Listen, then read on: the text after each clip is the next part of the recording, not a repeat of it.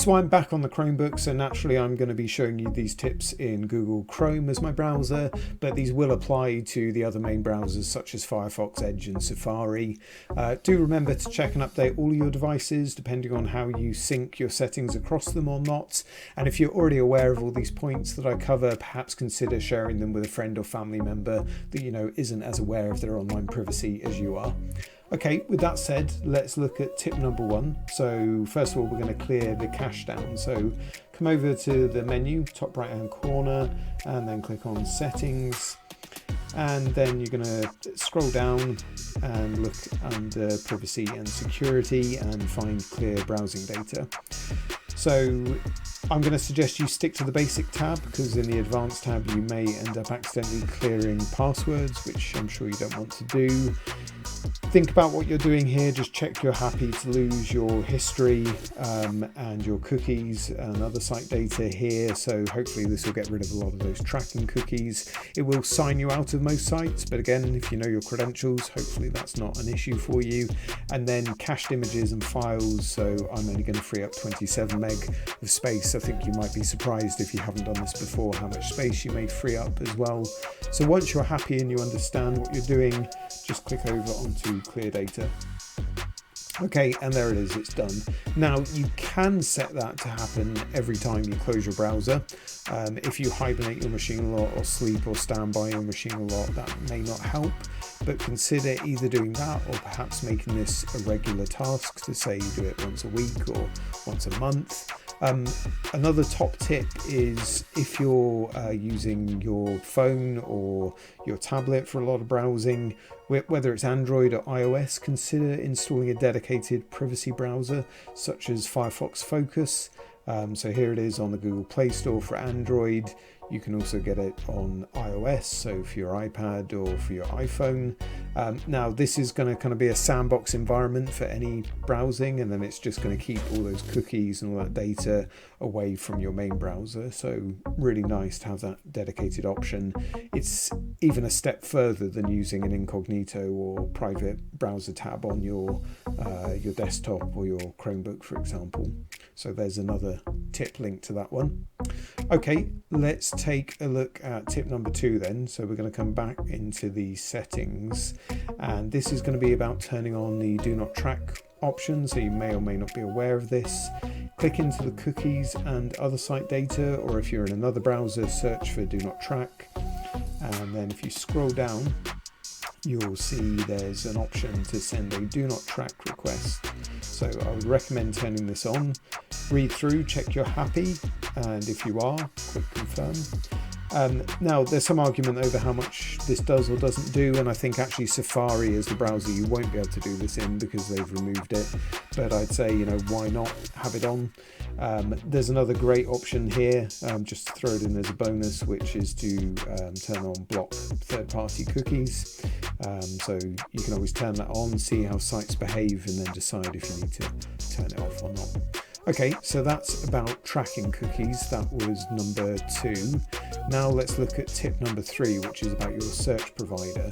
So if you're in your default setup, or if you're like most people, your search provider, if I just type in sport into the search bar, it's going to be Google, right? So there we go. If I want to change that search provider, I'm going to come back into the menu in the top right. I'm going to click on settings, and we're going to move over on the left here to search engine. And then on the drop down, I'm simply going to change it here from Google to DuckDuckGo. So DuckDuckGo are a more privacy focused search. They're not going to be linked to your Google or Microsoft account, for example. Worth reading up on them, see if you like the idea, and then there's how to change it. If I now come back into the bar up here and type sport in for my search, it's returning the results within DuckDuckGo. So there we go. That's tip number three. Tip number four is about installing the Google Analytics blocker extension. So come over to the page that I've linked for you down in the description below, and you'll see this page, again, compatible with all the major browsers. And this, I think Google effectively had to enable the option for you to opt out of your data being used for Google Analytics. So just click onto the Get the Analytics opt-out browser extension. Okay, that should take you through to the appropriate place depending on the browser you're in. As you know, I'm in Chrome, so I'm at the Chrome Web Store, and then I can just do a sanity check that, yeah, it's by Google, it's had, you know, enough reviews and users that I think it's the legit extension, and I can just click on Add to Chrome. Make sure that I really want to do this. Obviously, again, check you're happy and add the extension. Okay, that's going to download and install. Let me see it up here in the top right, and close that. And then anytime you want to see the extensions, if you click on the extensions kind of jigsaw looking piece up here, and you can see it's there, you can pin it if you like, and then it's always going to show in the top right there.